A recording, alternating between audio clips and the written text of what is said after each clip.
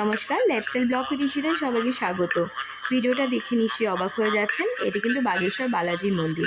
কারোর উপর যদি কোনো অশরীর প্রভাব পড়ে থাকে তারা কিন্তু এই মন্দিরে এসে খুব উপকৃত হন। আজ আমার যাত্রী বাগেশ্বর বালাজি মন্দির।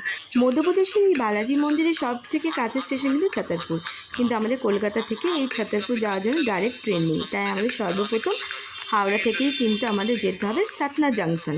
এই সাতনা জাংশনের বাইরে থেকে কিন্তু বাসে করে আমাদের ডাইরেক্ট চলে আসতে হবে ছতরপুর বাস স্ট্যান্ড।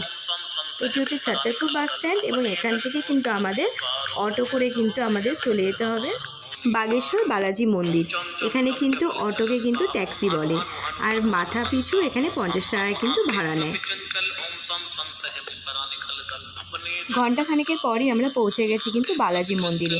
এখানে বলা হয়ে থাকে কারোর যদি কোনো আর্জি বা মনস্কামনা থাকে লাল কাপড়ের মধ্যে নারকেল বেঁধে কিন্তু মন্দিরে বেঁধে আসতে পারে। এবং রাস্তার দুপাশেই দেখতে পাচ্ছেন পুজো দেওয়ার সামগ্রী সব বিক্রি হচ্ছে।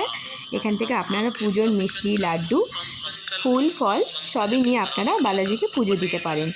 চলুন দর্শন করে নেওয়া যাক।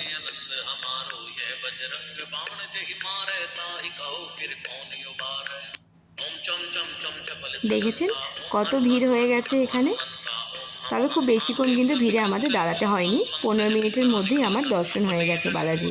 এই হচ্ছে বালাজি মন্দির, এই হচ্ছে আমাদের বাগেশ্বর বালাজি মহারাজ,